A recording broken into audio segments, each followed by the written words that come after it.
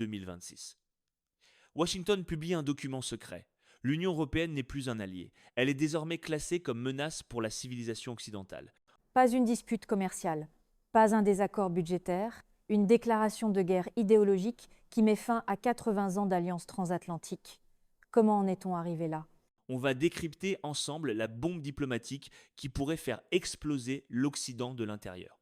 Le document au cœur de cette affaire serait une nouvelle directive de sécurité nationale américaine. Et dès les premières lignes, le vocabulaire utilisé est d'une violence inouïe. L'Union européenne ne serait plus qualifiée d'allié stratégique, ce terme aurait purement et simplement disparu. À la place, les dirigeants européens actuels seraient désignés comme un risque structurel pour la civilisation occidentale. Ce n'est plus du langage diplomatique, c'est du langage de crise financière appliqué à une relation politique. Exactement. En finance, un risque structurel, c'est un actif toxique qui menace l'ensemble du système. Employer cette terminologie pour décrire ce qui était, il y a peu, votre principal partenaire historique, c'est déjà une forme de rupture en soi. Comment cette position radicale serait-elle justifiée dans le document? Sur quels arguments s'appuierait une telle requalification? La justification avancée serait tout aussi brutale que le diagnostic. Selon cette vision, les politiques européennes actuelles, ce que le document désignerait comme les frontières ouvertes, le Green Deal, l'expansion bureaucratique, ne seraient plus perçus comme de simples choix politiques divergents. Elle serait considérée comme une contagion idéologique. C'est précisément le terme employé. L'analyse sous-jacente serait la suivante. L'Europe serait dépeinte comme un organisme malade, et les États-Unis craindraient que cette pathologie, cette combinaison de déclin économique et de régulation excessive, ne vienne contaminer la renaissance qu'ils tentent d'orchestrer sur leur propre territoire. Et la conclusion logique d'un tel diagnostic médical appliqué à la géopolitique? On ne s'allie pas avec un patient contagieux, on s'en isole. C'est la logique de quarantaine appliquée aux relations internationales. Évidemment, du point de vue de Bruxelles, la perspective est diamétralement opposée. Le Green Deal est présenté comme essentiel à la survie planétaire, la régulation comme une protection nécessaire des citoyens. Deux visions du monde complètement incompatibles. Et cet isolement prendrait quelle forme concrète selon le document?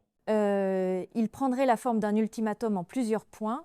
Les exigences énoncées représenteraient un virage complet par rapport aux politiques européennes actuelles. On parlerait d'abandonner immédiatement les législations sur la modération de contenu en ligne, de fermer drastiquement les frontières migratoires, de démanteler ce que le document désignerait comme l'agenda woke institutionnel. Et si l'Europe refusait de se plier à ces exigences, quelle serait la menace brandie? L'abandon pur et simple de la garantie de sécurité américaine. Concrètement, l'article 5 de l'OTAN, cette clause de défense collective qui constitue le cœur même de l'Alliance, deviendrait lettre morte pour les pays qui resteraient alignés sur les positions de Bruxelles. C'est le cauchemar absolu pour l'establishment européen, se retrouver militairement isolé face à la Russie sans le parapluie nucléaire américain. Exactement. Mais si on analyse attentivement le document, le véritable champ de bataille ne serait pas militaire, il serait numérique. C'est là que se jouerait ce que les sources appellent la guerre pour le contrôle des esprits. Le conflit serait donc centré sur la réglementation du numérique, et plus précisément sur une législation européenne particulière.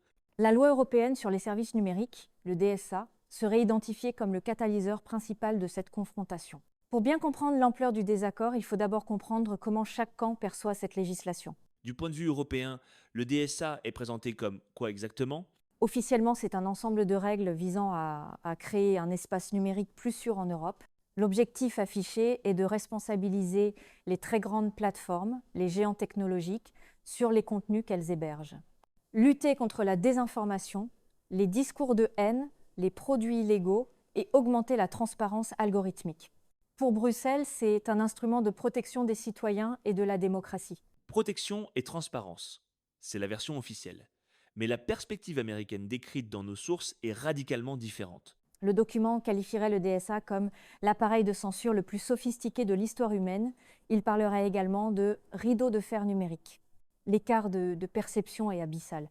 Comment expliquer un tel fossé dans l'interprétation d'une même réglementation? Parce que la perspective américaine ne serait plus du tout celle de la protection, mais celle de la liberté d'expression interprétée de manière beaucoup plus absolue. De ce point de vue, lorsqu'un commissaire européen non élu peut exiger d'une entreprise américaine de retirer un contenu parfaitement légal aux États-Unis, ce n'est plus perçu comme une affaire de régulation intérieure européenne. C'est perçu comme une attaque extraterritoriale contre le premier amendement de la Constitution américaine. Exactement. Et également, soyons clairs, comme un acte de guerre économique ciblant les entreprises technologiques américaines les plus puissantes. La riposte décrite ne serait pas une simple protestation diplomatique ou une plainte à l'Organisation mondiale du commerce. Elle serait bien plus personnelle et directe. Le document évoquerait une liste noire, pas une liste de terroristes ou d'États voyous, une liste de bureaucrates et de fonctionnaires européens individuellement identifiés. C'est une rupture complète avec les protocoles diplomatiques traditionnels. Le message serait, vous, fonctionnaires ou commissaires à Bruxelles, si vous contraignez une entreprise américaine à censurer un discours légal selon nos lois, vous serez tenus pour personnellement responsables. Avec des sanctions individuelles à la clé, Des sanctions ciblant des personnes, pas des États. Quel type de sanctions? gel des avoirs personnels, interdiction de voyager sur le territoire américain, l'objectif serait de déplacer la pression du niveau étatique au niveau individuel. C'est une tactique visant non pas l'Europe en tant que telle, mais l'appareil administratif bruxellois lui-même. Et si cette approche ciblée ne suffisait pas à modifier les politiques européennes? Le document évoquerait une escalade vers une guerre commerciale numérique totale. Les mesures envisagées seraient d'une ampleur considérable. Taxes punitives massives sur l'ensemble de l'économie numérique européenne. Blocage des transferts de données transatlantiques, ce qui paralyserait des milliers d'entreprises européennes dépendantes du cloud computing américain. Et il y aurait une menace encore plus stratégique concernant l'intelligence artificielle? La menace de couper l'Europe de l'innovation en intelligence artificielle. Le document citerait une formule utilisée dans les cercles washingtoniens qui résume parfaitement le rapport de force. Vous voulez construire une Corée du Nord numérique en Europe. Très bien, mais vous le ferez dans le noir, coupé de l'innovation américaine. Cette phrase est redoutablement efficace. Elle signifie quoi concrètement? Elle signifie « Votre projet de régulation numérique stricte n'existe que parce qu'il est perfusé par notre technologie. Si nous débranchons cette perfusion, votre modèle s'effondre. » C'est une manière brutale d'affirmer que l'Europe n'a plus les moyens réels de son autonomie stratégique dans le domaine qui définira le XXIe siècle. On dépasse largement la simple question technologique ou économique. C'est presque un affrontement civilisationnel. C'est précisément ainsi que le document le présenterait. Il opposerait deux modèles, devenus fondamentalement irréconciliables. D'un côté, le modèle américain de liberté chaotique, bruyante, potentiellement dangereuse. L'idée que la liberté d'expression inclut le droit de tenir des propos stupides, offensants, et que le remède est davantage de discours, pas moins. Pas la censure, mais plus de paroles. Exactement. Et de l'autre côté, le modèle européen, présenté comme celui de la sécurité stérile, contrôlée, étouffante, une vision où la priorité est de protéger les citoyens d'eux-mêmes et des idées jugées dangereuses, quitte à restreindre significativement la liberté d'expression. Chaque camp perçoit le modèle de l'autre comme une dystopie en devenir. Pour les Américains décrits dans ce document, l'Europe devient un continent paternaliste et craintif. Pour de nombreux Européens, les États-Unis représentent une jungle numérique, où la démocratie elle-même est menacée par la désinformation. Le conflit autour du DSA n'est que le symptôme visible. La fracture idéologique est bien plus profonde. Et cette confrontation ne se limiterait pas au domaine numérique? Le document évoquerait une dimension économique finale, un ultimatum global avec un compte à rebours vers ce qui serait appelé le zéro économique. Le coup de grâce en quelque sorte. Quel serait le raisonnement? Le raisonnement serait « Votre modèle de régulation numérique n'est que le symptôme d'une pathologie plus large qui inclut vos politiques économiques, énergétiques, migratoires. » Le message serait brutal. Si vous vous accrochez à ce que Washington considère comme vos fantaisies vertes et votre censure idéologique, vous ferez face à des funérailles industrielles. Des funérailles industrielles.